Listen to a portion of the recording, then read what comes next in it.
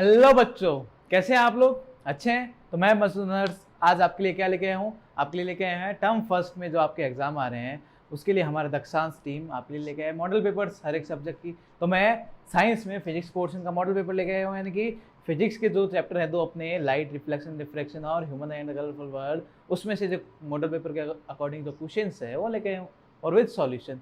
तो without wasting our time हम start करते हैं अपने मॉडल पेपर को।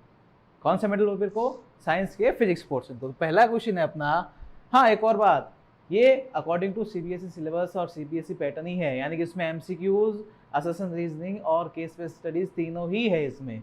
तो तीनों ही एक जगह आपको मिल जाएंगे, कहाँ पे? दक्षांश एजुकेशन पे। तो हम करते हैं, पहला क्वेश्चन है which statement is true for the reflection of light. Reflection of light के लिए इन चार में से कौन सा स्टेटमेंट ट्रू है? तो पहले पढ़ते हैं चारों स्टेटमेंट्स को। Number one statement is the angle of incidence and the reflection are equal. ये क्या कह रहा है? Angle I equal to angle R. Number two statement, the angle of reflection is less than the angle of incidence, यानी कि angle I is greater than angle R. ये कह रहा है reflection is less than. And number three, the angle of incidence is less than the angle of reflection. अब ये angle R is greater than angle I और none of the above NOTA. चारों में से कौन सा स्टेटमेंट करेक्ट है? क्या है ये? Which statement is true for the reflection of light. Light के रिफ्लेक्शन के लिए इनमें से कौन सा स्टेटमेंट करेक्ट है? अगर आपको याद हो तो हमने साथ में ये बात पढ़ी है लॉज ऑफ रिफ्लेक्शन में। पहला लॉ क्या कहता है? इंसिडेंट रे नॉर्मल और रिफ्लेक्टेड रे एक ही प्लेन में होते हैं। सेकंड लॉ ऑफ रिफ्लेक्शन क्या कहता है? सेकंड लॉ ऑफ रिफ्लेक्शन कहता है angle I is always equal to angle R, यानी कि angle of incidence is always equal to angle of reflection. तो our correct answer is option A. The angle of incidence and angle of reflection are correct या equal. तो correct option is option A. क्यों? क्योंकि हमने laws और reflection का second law ये है angle I equal to angle R, और इसने ये पूछा है कि इन चारों में से स्टेटमेंट में से कौन सा स्टेटमेंट सही है। तो ना तो ये angle of incidence is less then, ना तो एंगल आई छोटा होता है ना एंगल आर छोटा होता है, दोनों इक्वल होते हैं। तो और first option is correct option. Second one is focal length of a plane mirror is. एक प्लेन मिरर की फोकल लेंथ कितनी होती है? 25 सेंटीमीटर, इनफाइनाइट, 0 एंड -25 सेंटीमीटर। देखो अगर हमें मिरर फॉर्मूला देखें, मिरर फॉर्मूला क्या होता है? 1/v plus 1/u equal to 1/f। ये होता है मिरर फॉर्मूला। इसमें ये v distance of image, u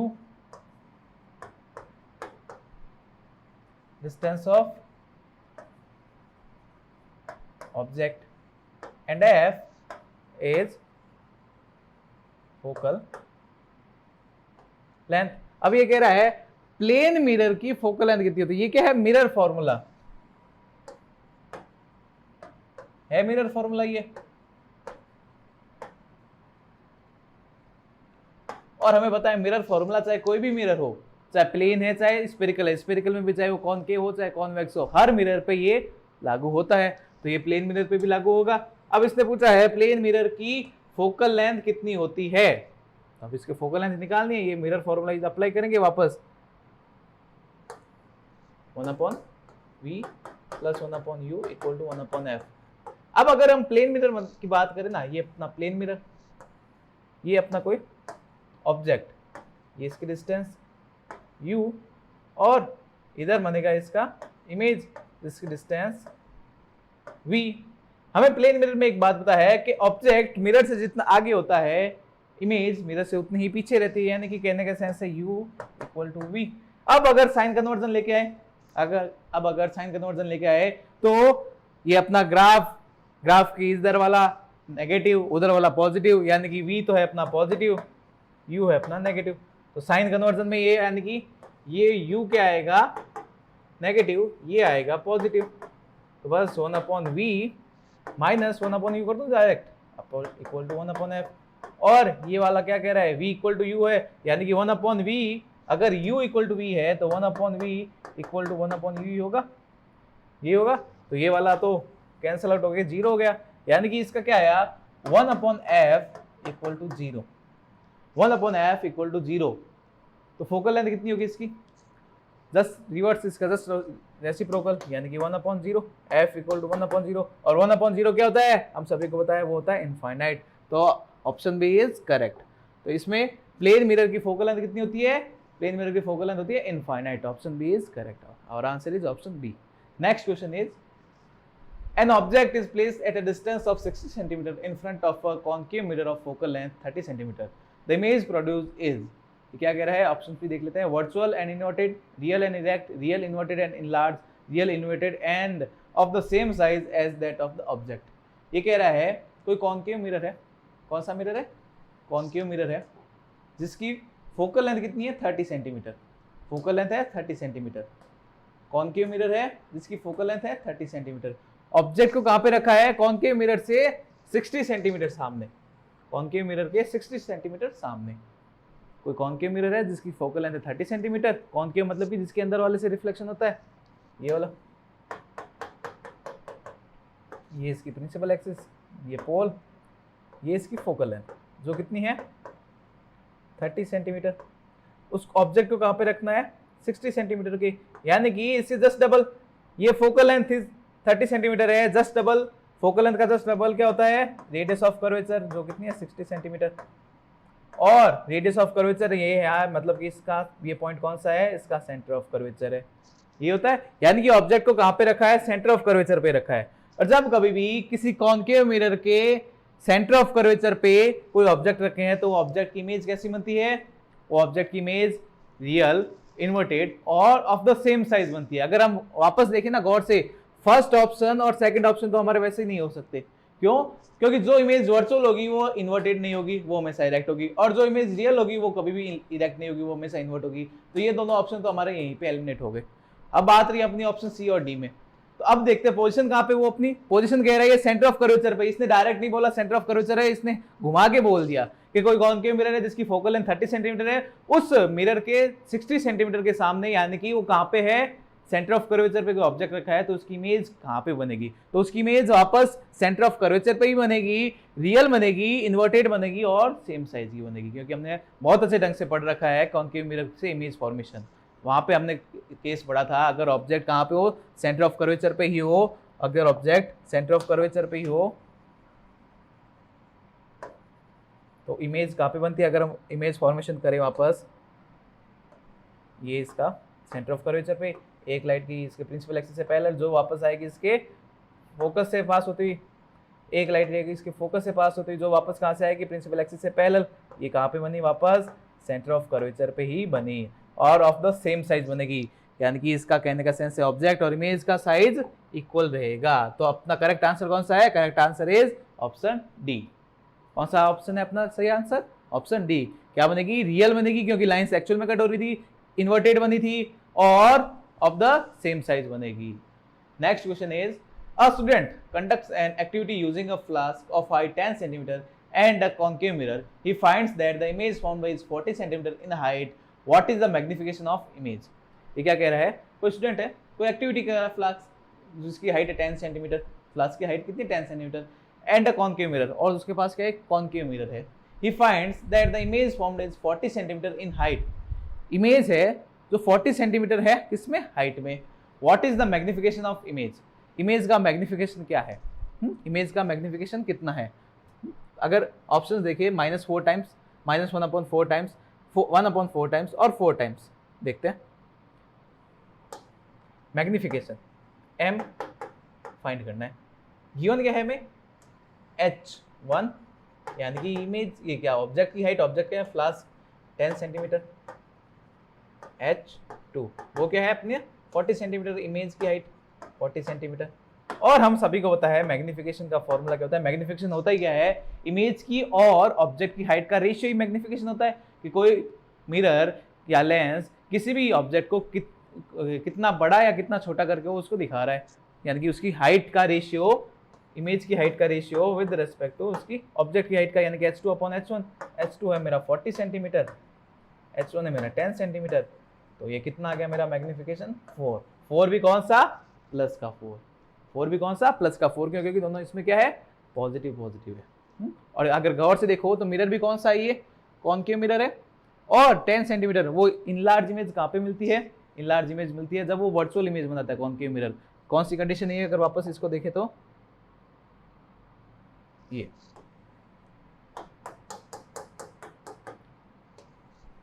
concave mirror, ये पोल, ये इसका फोकस, ये सेंटर ऑफ कर्वेचर, जब वो फोकस और पोल के बीच में होती है। ये गई से इधर फोकस से वापस, और एक और इसके सेंटर ऑफ कर्वेचर से पास होती है। ये इधर जाएगी, इधर से वापस आ जाएगी। तो यहाँ से पीछे तो इसकी डिस्टेंस धीरे धीरे बढ़ रही है तो कट होगी नहीं, तो हम क्या करते हैं उसको इस तरफ बढ़ाते हैं और यहाँ पे कट होती है। तो इमेज कहाँ से कौन सी बनी है, ये वर्चुअल बनी है, इरेक्ट बनी है। और देखो अगर गौर से देखो तो इनलार्ज इमेज बनी है। ये वो वाली कंडीशन है कि ऑब्जेक्ट की हाइट 10 सेंटीमीटर, इमेज की हाइट 40 सेंटीमीटर, तो इसका मैग्निफिकेशन कितना आया H2/H1, वो आया 40/10 यानी कि 4 आया इसका मैग्निफिकेशन। तो ऑप्शन डी इज करेक्ट। अगर गौर से देखो तो इसमें -4 भी है, ये अपना सही नहीं है क्योंकि अगर -4 कब आता है, जब वो रियल इमेज बनती है यानी कि इन्वर्टेड बनती, तब हम क्या करते हैं उसकी इमेज की हाइट को माइनस में लेते, नेगेटिव में लेते। यहाँ पे पॉजिटिव ही है तो प्लस का 4 आएगा। Is that clear? तो our correct answer is option D, option D. Next question पे चलते हैं। नेक्स्ट अपना, if an object is placed 41 centimetre from a converging lens, the image formed is slightly smaller than the object. If the object is placed at a distance of 39 cm from the lens, the image formed is slightly larger than the object. The approximate focal length of the lens is, ये कह रहा है कोई lens है, कौन सा lens है, converging lens है, जो लाइट को कन्वर्ज करता है, ना कि फैलाता है, डाइवर्ज नहीं करता, कन्वर्ज करता है। अब ये कह रहा है the image formed is slightly smaller than the object. कब? जब उसको 41 सेंटीमीटर दूर रखे उसके ऑप्टिकल सेंटर से, तो वो इमेज स्लाइटली छोटी बनाता है, छोटी सी बनाता है। अब छोटी स्लाइटली, एकदम बहुत छोटी नहीं, उसके ऑलमोस्ट इक्वल बनाता है। और जब उसको 39 सेंटीमीटर डिस्टेंस पे रखे तो वो स्लाइटली लार्जर, थोड़ी सी बड़ी बनाता है। अगर वो 10 सेंटीमीटर को 10.01 बनाता है जब वो 39 पे है। अगर वो कोई ऑब्जेक्ट 10 सेंटीमीटर का है तो 9.99 बनाता है जब वो 41 सेंटीमीटर पे है। अब हमें बताना है the approximate focal length of the lens is, उस लेंस की अप्रोक्सीमेट फोकल लेंथ कितनी है। अगर हम कौन सा लेंस है, कन्वर्जिंग लेंस है, ये कन्वर्जिंग लेंस है। अगर हमने कन्वर्जिंग लेंस का ये ऑप्टिकल सेंटर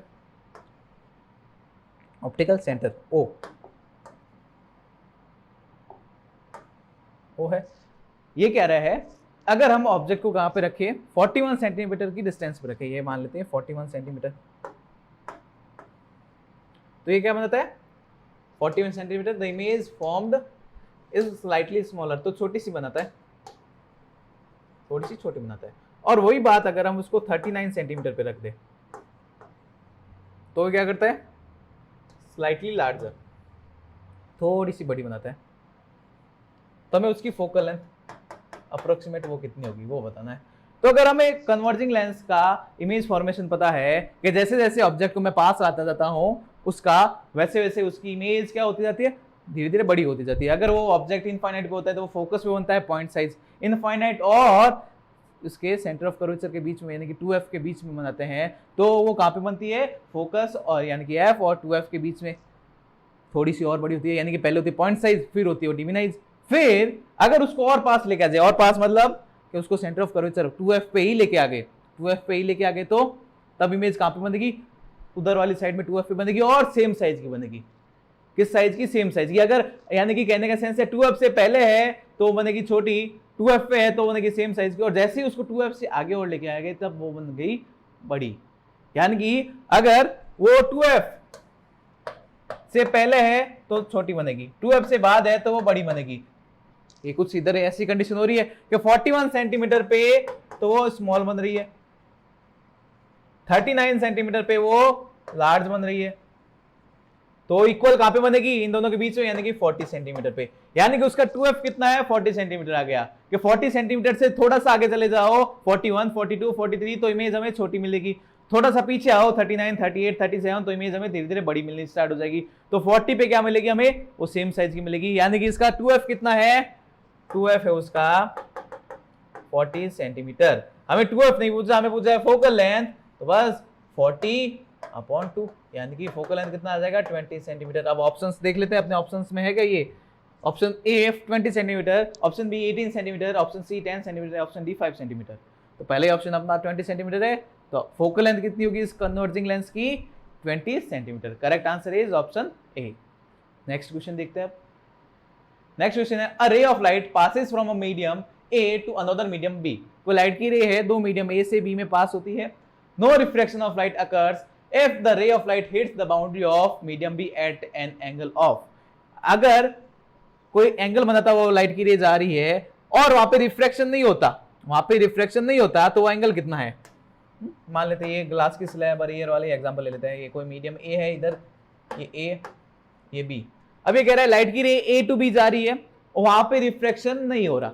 रिफ्लेक्शन नहीं हो रहा मतलब कि लाइट की रे बेंड नहीं हो रही, वो अपने पास से डेविएट नहीं हो रही, इधर उधर नहीं हो रही, ना वो टुवर्ड्स नॉर्मल जा रही है, ना वो अवे नॉर्मल जा रही है। ऐसा कब होता है? ऐसा तभी होता है जब वो लाइट की रे दूसरे मीडियम को किस एंगल पे हिट करे? वो उसके परपेंडिकुलर आए, वो उसके परपेंडिकुलर आए, यानी कि कुछ इस टाइप से है। अगर वो लाइट की इस टाइप से आएगी परपेंडिकुलर, ये 90 डिग्री का एंगल बनाती हुई, तो वो वापस ऐसे ही निकल जाएगी विदाउट डेविएशन।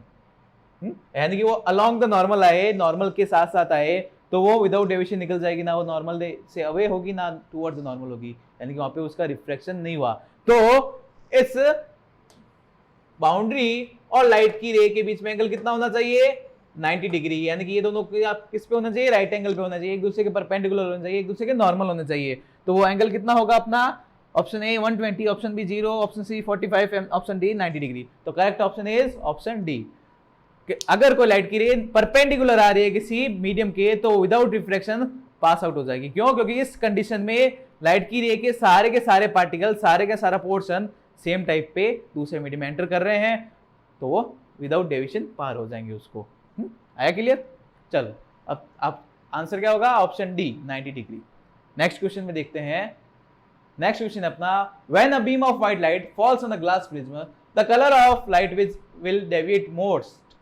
जब ये कोई ग्लास प्रिज्म पे कोई व्हाइट लाइट गिरती है, तो कौन सा कलर मोस्ट डेविएट होगा, यानी कि सबसे ज्यादा डेविएट होगा?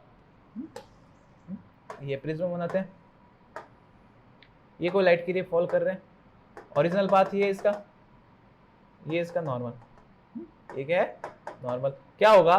सारे कलर्स अलग अलग डायरेक्शन में डेविएट हो जाएंगे, ये सा। तो मोस्ट डेविएट कौन सा हुआ? ये देखो ओरिजिनल पाथ ये है, ओरिजिनल पाथ से जितना ज्यादा हट गया है जो कलर, वो मोस्ट डेविएट होगा, ये वाला। अगर आपको प्रिज्म वाला शेप, स्पेक्ट्रम वाला शेप अगर दिमाग में है, तो ये वाला कलर कौन सा होता है? वायलेट। और लीस्ट कौन सा होता है? रेड। हम बोलते भी है विबग्योर।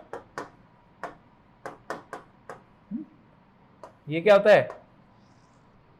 विबग्योर। उल्टे डायरेक्शन आए तो ये डेविएशन का ऑर्डर होता है, बोलते हैं विबग्योर है, डेविएशन का ऑर्डर उल्टा होता है। रेड टू वायलेट होता है, यानी कि रेड होता है मिनिमम डेविएट और वायलेट होता है मैक्सिमम डेविएट। तो मैक्सिमम डेविएट कौन सा कलर होगा? Violet colour. तो ऑप्शन क्या है? Option A violet, option B green, option B red, option C green, option D is blue. और करेक्ट आंसर इज वायलेट, यानी कि ऑप्शन ए। क्यों? क्योंकि वायलेट कलर क्या होता है? मैक्सिमम डेविएट हो जाता है। अगर आप गौर से देखें तो नीचे नीचे वायलेट कलर होता है और ऊपर ऊपर रेड कलर। तो लीस्ट पूछता तो कौन से करते हैं हम? Red colour. यहाँ पे मोस्ट पूछा है तो मोस्ट कौन सा होगा? Violet colour. Next question is, blue colour of the sky is due to the phenomena of. Sky का कलर ब्लू क्यों होता है? उस फिनोमेना का नाम बताना है, कौन से फिनोमेना का कारण होता है, किस कारण होता है? ऑप्शन से अपने reflection of light, refraction of light, dispersion of light और स्कैटरिंग ऑफ लाइट। क्यों होता है? क्यों होता है? क्योंकि सनलाइट हमारी आंखों तक आती है, उससे पहले पहले हमारे एटमॉस्फेयर में आती है। एटमॉस्फेयर में आते ही एटमॉस्फेयर के छोटे छोटे पार्टिकल्स सनलाइट को पहले तो डिस्पर्जन करते हैं, फैलाते हैं, और छोटे छोटे पार्टिकल्स उसको स्क्रैच कर देते हैं, यानी कि वो और फैला देते हैं। कौन से कलर को? जिसकी वेवलेंथ कौन सी होती है? कम होती है। कम किसकी वेवलेंथ होती है? ब्लू कलर्स की। तो ब्लू कलर ज्यादा फैल जाते हैं। इस इवेंट को, इस फिनोमेना को क्या बोलते हैं हम? Scattering of light. Scattering of light क्या होता है कि जब कोई सनलाइट या व्हाइट लाइट हमारे एटमॉस्फेयर में आती है या फिर किसी भी मीडियम में जाती है, तो उसके छोटे छोटे पार्टिकल्स से वो लाइट टकरा के फैल जाती है, और जो लाइट जितनी ज़्यादा फैलेगी उतनी ज़्यादा हमें दिखाई देगी, और ब्लू ज़्यादा फैलती है और हमें स्काई ब्लू ही दिखाई देता है। इस इवेंट का, इस फिनोमेना का नाम क्या है? स्कैटरिंग ऑफ लाइट, यानी कि और correct answer is option D कि ब्लू कलर ऑफ स्काई किसके कारण होता है? स्कैटरिंग ऑफ लाइट के कारण होता है। किसके कारण? स्कैटरिंग ऑफ लाइट के कारण। नेक्स्ट क्वेश्चन चलते हैं। नेक्स्ट क्वेश्चन है, the star appear shifted from their actual position due to the phenomena of stars है जो उसकी एक्चुअल पोजीशन से कुछ ऊपर शिफ्ट हुए दिखाई देते हैं। शिफ्टेड लिखा हुआ है, ऊपर शिफ्ट होते हैं कुछ। क्यों दिखाई देते हैं, किस फिनोमेना के कारण होता है? ऑप्शन है अपने पास diffraction of light, scattering of light, refraction of light और रिफ्लेक्शन ऑफ लाइट। तो किस फिनोमेना के कारण होते हैं? स्टार की लाइट अपने आउटर स्पेस से अर्थ में आ रही है, आउटर स्पेस वैक्यूम में, अर्थ में उसका एटमॉस्फेयर में, यानी कि रेयर टू डेंसर आ रही है, किसी न किसी वैक्यूम से मीडियम में आ रही है, यानी कि रेयर टू डेंसर आ रही है। और जबकि लाइट की रे दो अलग अलग मीडियम में पास हो, यानी कि रेयर टू डेंसर आए चाहे डेंसर टू रेयर आए, तो वहां पे क्या होता है? रिफ्रैक्शन होता है। और अगर ये रिफ्रैक्शन कौन कर रहा है? एटमॉस्फेयर कर रहा है, तो इसको हम क्या बोलते हैं? एटमॉस्फेरिक रिफ्रैक्शन होता है। और इस एटमॉस्फेरिक रिफ्रैक्शन के कारण ही हमें स्टार्स कुछ शिफ्ट हुए दिखाई देते हैं। तो चाहे उसको एटमॉस्फेरिक रिफ्रैक्शन बोलूं तो है तो वो रिफ्रैक्शन ही। तो अपने आंसर में कौन सा है? रिफ्रैक्शन है। तो correct answer is option C. Diffraction नहीं होता है, स्कैटरिंग नहीं होता है, रिफ्लेक्शन नहीं होता, वहां पे क्या होता है? उसका रिफ्रैक्शन हो रहा है। क्यों? क्योंकि वो एक मीडियम से दूसरे मीडियम में आ रही है, और जब भी वो एक मीडियम से दूसरे मीडियम में आ रही है तो कुछ बैंड हो जाती है, और कुछ बैंड होने के कारण ही वो स्टार कुछ हाइट पे दिखाई देते हैं, कुछ ज्यादा हाइट पे दिखाई देते हैं उसकी एक्चुअल हाइट से। किसके कारण? रिफ्रैक्शन के कारण। कौन सा रिफ्रैक्शन? Atmospheric refraction. तो correct answer is option C. Stars अपनी एक्चुअल पोजीशन से शिफ्ट हुए क्यों दिखाई देते हैं? रिफ्रैक्शन के कारण दिखाई देते हैं। Is that clear? चलो नेक्स्ट क्वेश्चन है अपना, which of the following phenomena of light are involved in the formation of rainbow? Rainbow के फॉर्मेशन में कौन कौन से फिनोमेना इन्वॉल्व होते हैं? अगर हम रेनबो का फॉर्मेशन देखें तो कैसे होता है? ये वाटर ड्रॉपलेट होती है, ये सनलाइट आती है, यहां पे सनलाइट क्या होती है? ये बाहर एयर है, ये अंदर क्या है? वाटर है। तो क्या हो रहा है? इसका रिफ्रैक्शन हो रहा है। क्यों? क्योंकि ये एक मीडियम से दूसरे मीडियम आ रही है, तो क्या हुआ? इसका रिफ्रैक्शन हुआ। रिफ्रैक्शन होने के साथ साथ ही क्या हो रहा है? ये अपने 7 कलर्स में टूट गई। 7 कलर्स में टूट गई तो उसको क्या बोलते हैं? डिस्पर्जन बोलते हैं। डिस्पर्जन हुआ। अब ये यहाँ से इस सरफेस पे पहुंचती है, यहाँ से बाहर निकल जाती है नहीं, तो क्या होता है? ये इस तरफ आ जाती है। इस इवेंट को क्या बोलते हैं? Total internal reflection. क्या हुआ? Total internal reflection. और ये वापस यहां से बाहर आ जाती है, यानी कि वापस इस पे क्या होता है? रिफ्रैक्शन होता है। यानी कौन कौन से फिनोमेना काम है इसमें? इसमें इसका रिफ्रैक्शन हुआ, डिस्पर्जन हुआ और टोटल इंटरनल रिफ्लेक्शन हुआ।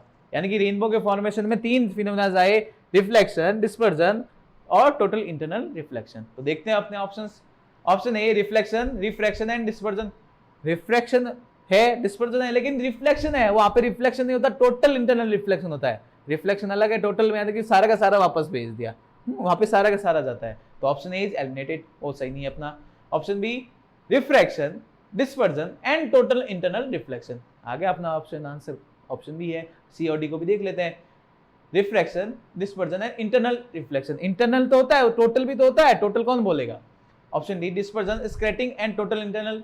स्कैटरिंग थोड़ी होता है, वाटर डिस्पर्जन होता है। तो अपना तीनों इवेंट, तीनों फिनोमेना कौन से ऑप्शन में आ रहे हैं? ऑप्शन बी में। तो अपना करेक्ट आंसर कौन सा होगा? Option B.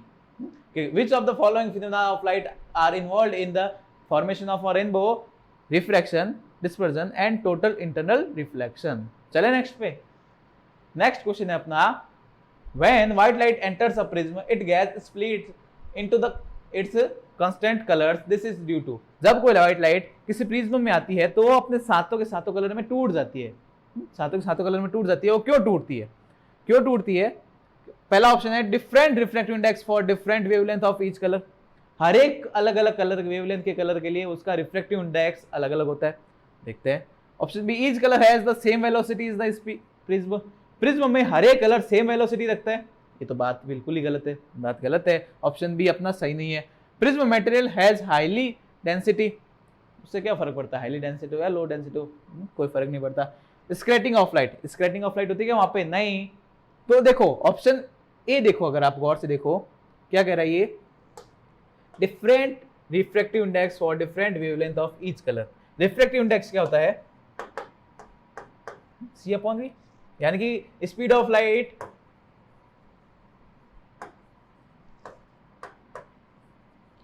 इन वैक्यूम या air upon speed of light in medium. ये क्या आ रहा है, कोई व्हाइट लाइट प्रिज्म में आ रही है, कहां से आएगी, एयर से, यानी कि रिफ्रैक्टिव इंडेक्स क्या होगा, सी अपॉन वी, यानी कि ये मीडियम की जगह क्या कर देंगे, प्रिज्म कर देंगे। अब देखो ये क्या कह रहा है, फर्स्ट ऑप्शन क्या कह रहा है, different refractive index for different wavelength of each colour. हम सभी को पता है कि प्रिज्म में जब भी लाइट एंटर करती है तो व्हाइट लाइट के सातों कलर की स्पीड स्लो डाउन होती है, और स्लो डाउन भी इस टाइप से होती है कि सभी कलर की स्पीड अलग अलग हो जाती है, सभी कलर की स्पीड अलग अलग हो जाती है, सभी कलर की स्पीड अलग अलग हो गई तो देखो सी तो सभी के लिए सेम रहना है, सेम फॉर ऑल। वी ये क्या है, डिफर फॉर ऑल। क्यों, क्योंकि सभी कलर जैसे प्रिज्म में आए सभी स्लो डाउन हुए और सभी अलग अलग रेट से स्लो हुए, अलग अलग अमाउंट से स्लो हुए, तो अलग अलग अमाउंट से स्लो होते ही वी भी सभी कलर के लिए अलग अलग है, रेड कलर के लिए वी अलग है, वॉयलेट के लिए अलग है। हम कहते भी है कि इसकी वेलोसिटी मैक्सिमम है प्रिज्म में, उसकी वेलोसिटी मिनिमम है प्रिज्म में, यानी कि कहने का सेंस है वेलोसिटी सेम नहीं रह रही प्रिज्म में, तो वेलोसिटी चेंज हो रही है, तो वेलोसिटी चेंज होती है तो वो वहां पे उसका रिफ्रैक्टिव इंडेक्स भी चेंज हो गया। और फर्स्ट ऑप्शन यही तो बोल रहा है कि वो सातों के सातों कलर में क्यों टूट जाते हैं, क्योंकि अलग अलग वेवलेंथ के कलर की अलग अलग रिफ्रैक्टिव इंडेक्स होता है, यानी कि अलग अलग स्पीड होता है, इसीलिए तो वो टूटते हैं। हम वही पढ़ते हैं कि प्रिज्म में जैसे ही वो लाइट एंटर करती है तो उनकी स्पीड अलग अलग हो जाती है और वो टूट जाते हैं, स्पीड अलग अलग हो जाती है, जिससे क्या हो जाता है, उसका रिफ्रैक्टिव इंडेक्स भी अलग अलग हो जाता है। तो अपना करेक्ट आंसर कौन सा है, किसके लिए वो टूट जाते हैं, किस लिए टूट जाते हैं वो, क्योंकि रिफ्रैक्टिव इंडेक्स अलग अलग होता है हर एक अलग अलग वेवलेंथ के लिए, इसीलिए प्रिज्म में व्हाइट लाइट जाते ही वो अपने 7 कलर में डिवाइड हो जाती है। तो correct answer is option A. कौन सा, ऑप्शन ए। चलो नेक्स्ट क्वेश्चन है अपना assertion and reason type. Assertion A, the sky looks dark and black instead of blue in outer space. Outer space में जो स्काई है वो ब्लू की जगह डार्क एंड ब्लैक दिखाई देता है, सही बात है क्या? आपने टीवी में फिल्मों में देखा हुआ होगा, जब स्पेस से अर्थ का दिखाई देते हैं तो अर्थ के बाहर का एटमॉस्फेयर ब्लैक ब्लैक डार्क दिखाई देता है, सही बात है। रीजन देखते हैं, no atmosphere containing air in the outer space to scatter sunlight. क्यों नहीं होता, ये रीजन कह रहा है कि आउटर स्पेस में एटमॉस्फेयर नहीं है, एटमॉस्फेयर नहीं है तो एटमॉस्फेयर एयर नहीं होगी, एटमॉस्फेयर एयर नहीं होगी तो वहां पे उसका लाइट का स्क्रैच ही नहीं करेगा कोई। और हमें पता है स्काई का कलर ब्लू क्यों दिखाई देता है, क्योंकि हमारा एटमॉस्फेयर ब्लू कलर की लाइट को मैक्सिमम स्क्रैच कर देता है और वो हमें ब्लू ही दिखाई देता है। अब अगर एटमॉस्फेयर नहीं है तो एटमॉस्फेयर की एयर ही नहीं होगी, एटमॉस्फेयर की एयर नहीं है तो वहां पे एटमॉस्फेरिक रिफ्रैक्शन या क्या सॉरी ये स्क्रैटिंग ही नहीं होगा, उसका एटमॉस्फेयर की एयर उसका स्क्रैच ही नहीं करेगी, स्क्रैच ही नहीं करेगी तो वो किस कलर का दिखाई देगा, किसी कलर का दिखाई नहीं देगा, वो डार्क एंड ब्लैक ही दिखाई देगा। यानी कि इसका असर्शन भी सही है, इसका रीजन भी सही है, यानी कि असर्शन है और रीजन उसको करेक्टली एक्सप्लेन भी कर रहा है, तो कौन सा ऑप्शन होगा सही अपना, both correct with R being correct explanation of R, both correct but R is not correct explanation of A is correct, R is wrong, A wrong, R correct. तो दोनों सही है, दोनों सही के साथ साथ में आर उसको एकदम सही ढंग से एक्सप्लेन भी कर रहा है, तो सही आंसर कौन सा होगा अपना, ऑप्शन ए कि both correct with R being correct explanation of A. दोनों बात सही है, ए और आर दोनों करेक्ट है और उसके साथ साथ आर ए को सही ढंग से एक्सप्लेन भी कर रहा है, तो अपना करेक्ट आंसर कौन सा होगा, ऑप्शन ए। नेक्स्ट क्वेश्चन देखते हैं, असर्शन है refractive index has no unit, refractive index unitless quantity है, रीजन है the refractive index is the ratio of two similar quantities. Refractive index क्या है, दो सिमिलर क्वांटिटीज का रेशियो है। ऑप्शन वापस वही सेम रहने, option A both are correct and R is correctly explain A, both are correct but R is not explaining A is correct, R is wrong, A is wrong, R is correct। तो देखो refractive index unitless है, सही बात है, refractive index unitless है, उसकी कोई unit नहीं होती।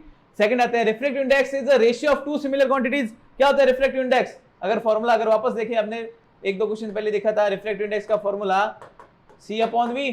C क्या है, speed of light in air or vacuum upon speed of light in any medium। refractive index has no unit, unitless quantity है, सही है। अब आओ refractive index is the ratio of two similar quantities। तो देखो क्या है, c भी स्पीड ऑफ लाइट है, v भी स्पीड ऑफ लाइट है, दोनों सेम क्वांटिटी है, दोनों स्पीड ऑफ लाइट ही है, तो रिफ्रैक्टिव इंडेक्स क्या है, दोनों का रेशियो है स्पीड ऑफ लाइट का, किसमें, एयर में और किसी मीडियम में। तो ये बात भी सही है। तो अब देखते हैं कि आर है जो इस ए को करेक्टली एक्सप्लेन करता है क्या। वापस आओ फॉर्मूले पे। स्पीड ऑफ लाइट, चाहे वो वैक्यूम में ले चाहे वो मीडियम में ले, किसी में भी लो, इसकी यूनिट तो सेम ही रहनी है। ऐसा यूनिट की बात करें तो मीटर पर सेकेंड, मीडियम में भी वही रहनी है, मीटर पर सेकेंड। ये कैंसिल हो गए, तो एन क्या है, यूनिटलेस।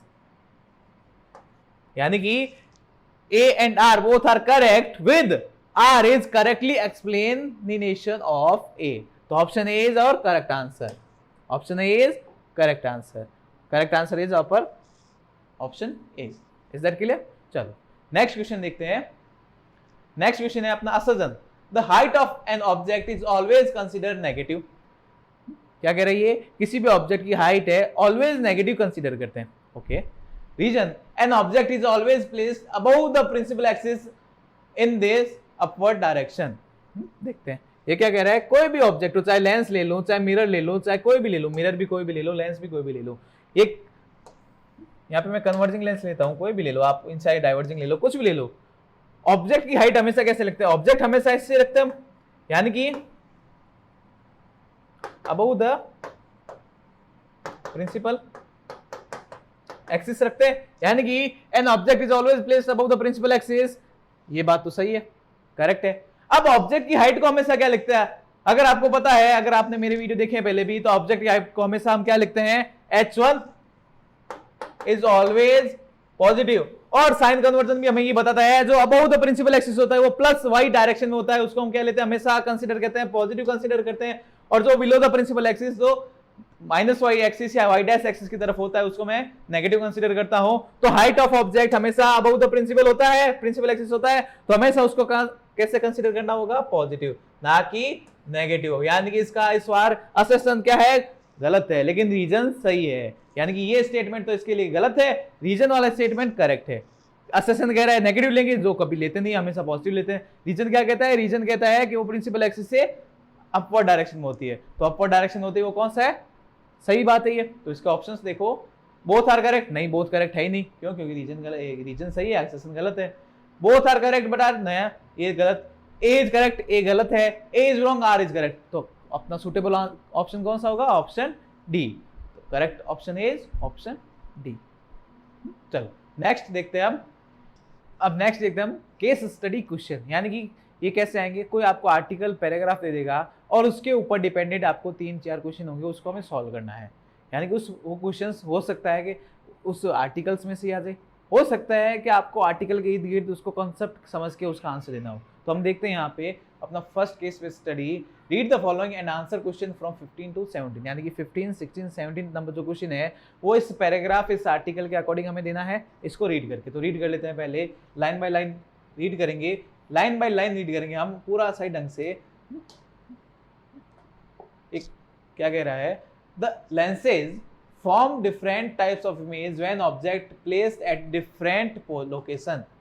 जब कोई ऑब्जेक्ट अलग अलग लोकेशन पे रखता है तो लेंस, चाहे वो कोई भी हो, कॉनकेव हो चाहे कॉन्वेक्स हो, वो अलग अलग पोजीशन पे अलग अलग टाइप की इमेज फॉर्म करता है। When a ray is incident parallel to the principal axis, जब कोई लाइट की रे प्रिंसिपल एक्सिस से पैरेलल आती है, तो देन आफ्टर रिफ्रैक्शन, रिफ्रैक्शन के बाद it passes through the focus, या तो फोकस से पास हो जाती है, या फिर और appear to come from the focus, या फिर ऐसा फील होता है कि वो फोकस से आ रही है, अलग अलग लेंसेज के अलग according. When a ray goes through the optical center, optical center O से अगर कोई लाइट रे पास होती है तो of the lens it passes without any deviation। अगर कोई लाइट की रे किसी लेंस के ऑप्टिकल सेंटर से पास हो रही है तो विदाउट एनी डेविएशन सीधे ही पास हो जाएगी। If the object is placed between focus and optical center, अगर कोई ऑब्जेक्ट फोकस और optical centre of a convex lens, किसी कॉन्वेक्स लेंस के बीच, किसी कॉन्वेक्स लेंस के फोकस और ऑप्टिकल सेंटर के बीच कोई ऑब्जेक्ट रखा है, तो इमेज कैसी बनेगी, erect and magnified image is form. तो हमें हमेशा इरेक्ट यानी कि वर्चुअल और मैग्नीफाइड यानी कि बड़ी इमेज बनती है। कब, जब कोई भी ऑब्जेक्ट कॉन्वेक्स लेंस के फोकस और ऑप्टिकल सेंटर के बीच में रखते हैं तो इमेज हमेशा इरेक्ट एंड मैग्नीफाइड बनती है। इरेक्ट और मैग्नीफाइड कहने का इरेक्ट है मतलब ये वर्चुअल भी बनेगी। As the object is brought closer to the convex lens, अगर कोई ऑब्जेक्ट को कॉन्वेक्स लेंस से पास लेके आए, यानी कि स्टार्टिंग में हम इन्फिनिटी पे रखते हैं, फिर beyond C and between infinity, फिर एट द सी, फिर सी एंड एफ, जैसे जैसे पास लेके आते हैं, टू द फोकस, यानी कि इन्फिनिटी से फोकस के जैसे जैसे पास लेके आते हैं, the image moves away from the convex lens. जैसे जैसे ऑब्जेक्ट पास लेके आते हैं, इमेज उससे दूर होना चली जाती है। अगर वो इन्फिनिटी से फोकस पे लेके आ रहे हैं तो इमेज उसकी फोकस से इन्फिनिटी पे दूर जा रही है, यानी कि जैसे जैसे इन्फिनिटी से उसको फोकस तरफ लेके आ रहे हैं ऑब्जेक्ट को, इमेज फोकस से इन्फिनिटी की तरफ जा रही है। Also the size of image goes on increasing, और जैसे जैसे वो दूर जाती है वैसे वैसे इमेज का साइज भी बढ़ता रहता है। And the image is always real and inverted, और इमेज हमेशा रियल एंड इन्वर्टेड रहती है। कब तक? जब तक ऑब्जेक्ट कहां पे हो? फोकस तक हो। जैसे ही वो फोकस से आगे, यानी कि फोकस और ऑप्टिकल सेंटर के बीच में आ गया, तो इमेज कैसी बनेगी? इसने ऊपर बताया है, इरेक्ट बनेगी। इरेक्ट मींस वो वर्चुअल बनेगी। A concave lens always gives a virtual erect and diminished image. Concave हमेशा वर्चुअल इरेक्ट और डिमिनाइज इमेज देता है, उस पे पोजीशन का कोई फर्क नहीं पड़ता, यानी कि irrespective to the position of the object, इस पे ऑब्जेक्ट की पोजीशन का कोई फर्क नहीं पड़ता। अगर कॉन्केव लेंस में आप इमेज ऑब्जेक्ट कहीं पे भी रख दो, इन्फिनिटी, सी, 2f, f, चाहे O और f कहीं पे भी रख दो, इमेज हमेशा हमें क्या मिलेगी? वर्चुअल इरेक्ट और डिमिनाइज बनेगी। किसमें? कॉन्केव लेंस में। ये तो था अपना आर्टिकल या पैराग्राफ जिसको हमने रीड किया। अब इसके ऊपर क्वेश्चंस कौन कौन से वो देखते हैं। क्वेश्चन है पहला अपना, question number 15, the location of image found by a convex lens when the object is placed at infinity is. ये कह रहा है क्वेश्चन, एक कॉन्वेक्स लेंस में ऑब्जेक्ट को हम इन्फिनिटी पे रखते हैं तो उसकी इमेज कहां पे बनती है? इमेज की लोकेशन कहां पे होती है? अगर हम इमेज फॉर्मेशन करें वापस तो कहां पे बनती है? कौन सा लेंस है ये? कॉन्वेक्स लेंस है। ये कॉन्वेक्स लेंस है। ये इसका प्रिंसिपल एक्सिस, ये इसका ऑप्टिकल सेंटर, ये इसका f, ये 2f। इन्फिनिटी पे कोई भी लाइट रे है, कोई भी ऑब्जेक्ट है, तो लाइट रे हमेशा प्रिंसिपल एक्सिस से पैरेलल आती है। ये इधर भी तो होगा 2, इसका f दोनों साइड होते हैं, क्यों? क्योंकि ये लेंस है, ये 2f। तो ये पैरेलल लाइट रे है प्रिंसिपल एक्सिस से, तो प्रिंसिपल एक्सिस से पैरेलल लाइट रे आती हुई कहां से पास होती है? इसने लाइन भी बोली थी कि वो फोकस से पास हो जाती है, तो ये फोकस से पास होगी। अगर इसको थोड़ा सही ढंग से बनाए, कहां से पास हुई? फोकस से पास हो जाती है।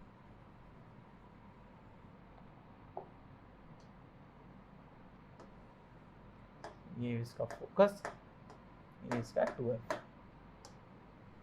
यहां से और ये यहां से इसके फोकस। तो इमेज कहां पे बनेगी? इसके फोकस पे बनेगी। इमेज कहां पे होगी? इसके फोकस पे, f पे बनेगी। यानी कि अगर कोई कॉन्वेक्स लेंस है और उस पे इन्फिनिटी पे इमेज ऑब्जेक्ट रखा हुआ है, तो इमेज कहां बनेगी? उसके फोकस पे, यानी कि f पे बनेगी। तो कहां बनेगी?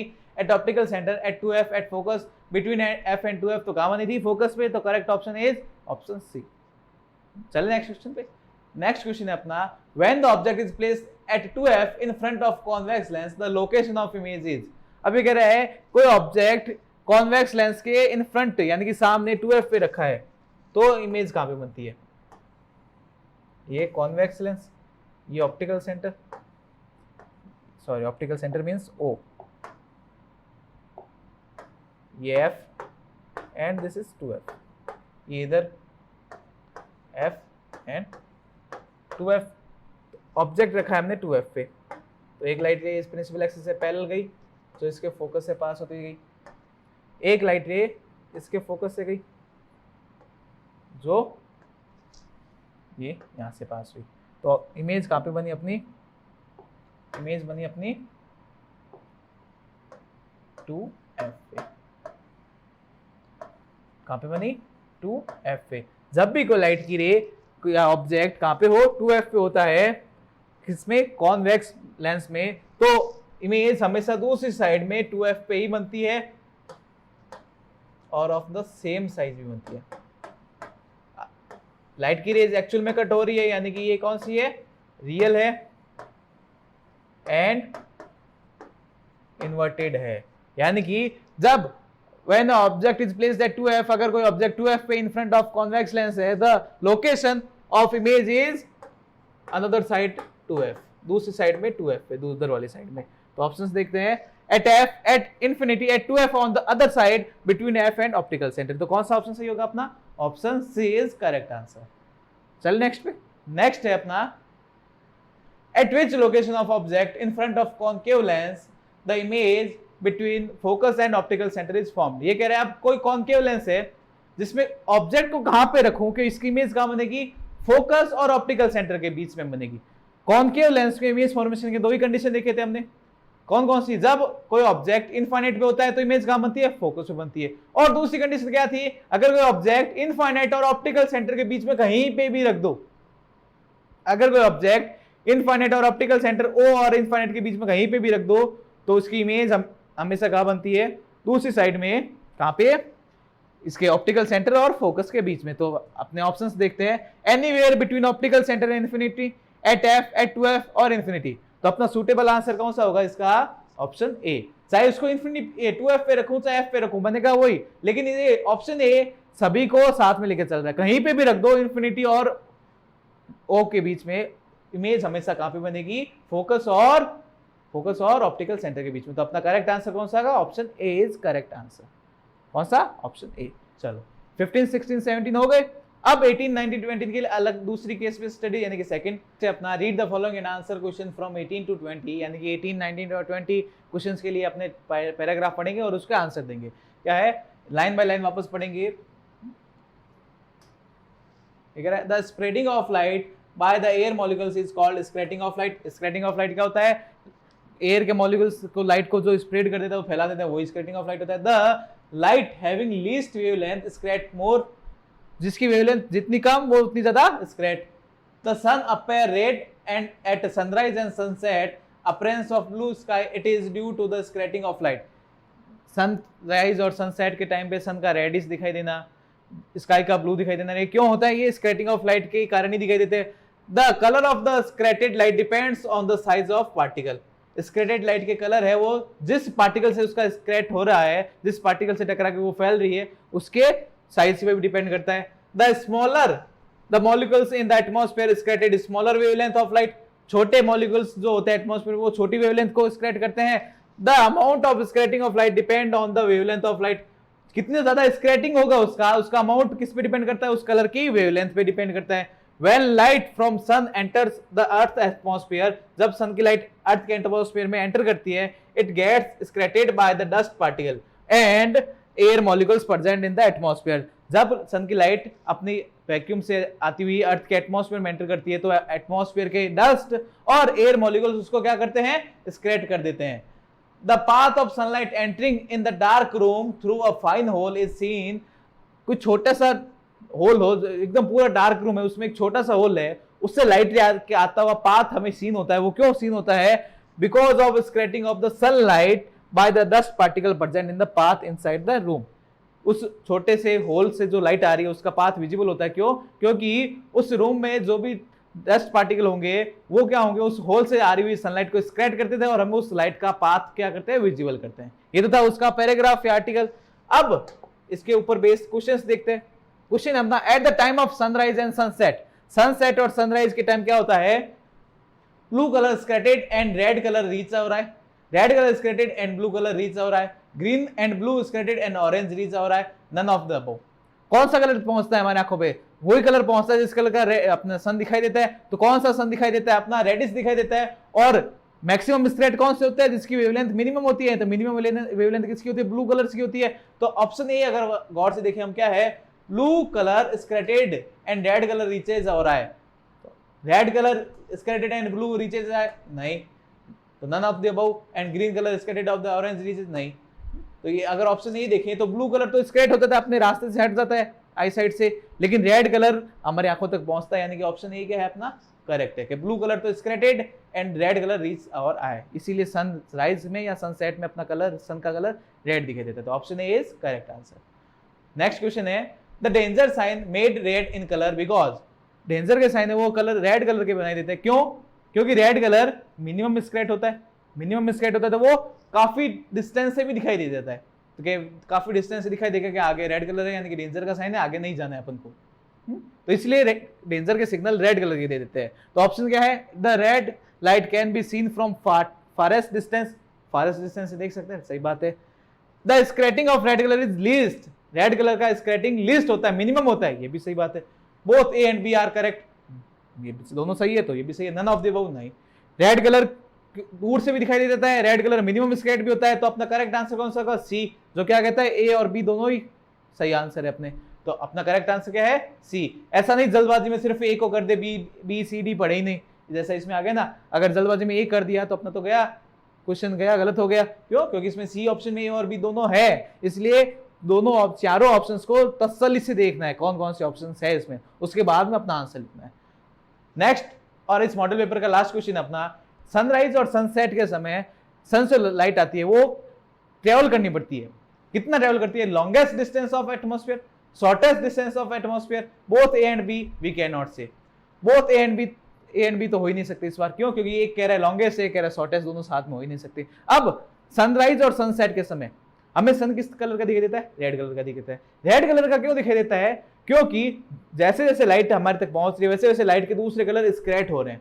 जितनी ज्यादा लाइट को डिस्टेंस ट्रेवल करनी पड़ेगी उतने ज्यादा कलर उसको स्क्रैच हो जाएंगे, और रेड कलर लास्ट में स्क्रैच होता है, लीस्ट स्क्रैच होता है, यानी कि कहने का सेंस है बाकी सारे कलर स्क्रैच हो गए, अपनी आई साइड से साइड में हो चुके हैं। और ये कब होगा? जब लाइट लॉन्गेस्ट डिस्टेंस ट्रेवल करे। तो सनराइज और सनसेट के समय सन की लाइट को हमारे एटमॉस्फेयर में लॉन्गेस्ट डिस्टेंस ट्रेवल करनी पड़ती है, इसीलिए हमें सन रेड दिखाई देता है। Correct answer is option A. I hope आज का मॉडल पेपर पूरा समझ में आया होगा, अच्छे से आपने देखा होगा। तब तक के लिए कीप स्टडिंग।